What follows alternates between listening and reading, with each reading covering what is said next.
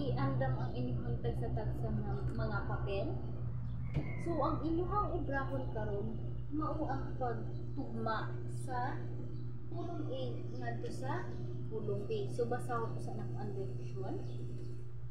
Itugma ang ulag Y sa pulong A ngadto sa pulong B. So usaon gani itugma ang ulag Y sa pulong A ngadto sa pulong B nga adunay nagkalain-lain nga matinahulon nga pagtugma sa isig ka tawo. So una, sige, answer sa inyo.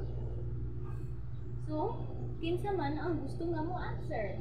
Una, pagpangayo o pasaylo sa ngadto sa ubang tawo. Usalaan man. I-connect ang imong ubang tawo.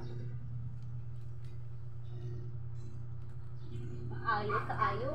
Sunod, pagkamyaw, pinaagi sa pagsulti o ay. Sama ng answer. Maayo mga bata. Ang musunod, pagsulti, pag ingaw nga mulakat o ato na siya. Ang saon man. Mauang, ato, ako. Anong nitang ang ika-upat mauang pagtamyaw sa imong higala sayo sa pagantabon. Unsa man ang imong isulti mauang maayon tan. So ang mosunod ang ikalima jubani ang siri mauang salamat ug hatagan og so maayo kaayo mga bata kay bansay na kamo nga mutubag sa ating aktibidad nato o nakaantigo gayud kamo nga unsa ang mga naghinay-lain nga mga matinahulon na pagtagad or pagpadayag sa inyong isip.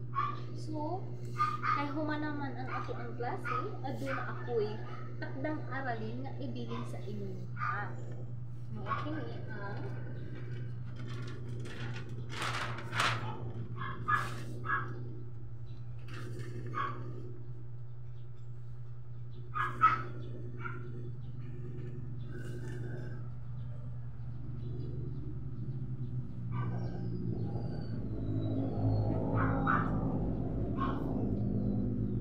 ang inyong aralin ang isulat ang kasaganang pagpadayag o makinahulog na pagtagay na inyong madunggan sa balay, komunidad o eskwelahan. So inyong isulat ang kasaganang pagpadayag na inyong madunggan sa inyong balay, komunidad o sa eskwelahan. So, kahit human naman ang atuang diskusyon karong adlaw, hinaot nga naa kamoy nakatunan.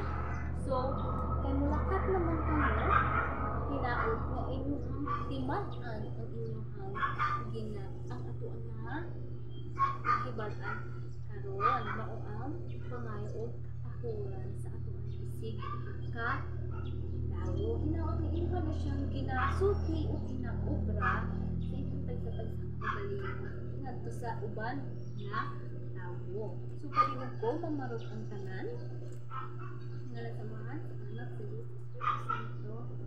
Glory to the Father, to the Son, to the Holy Spirit, as it was in the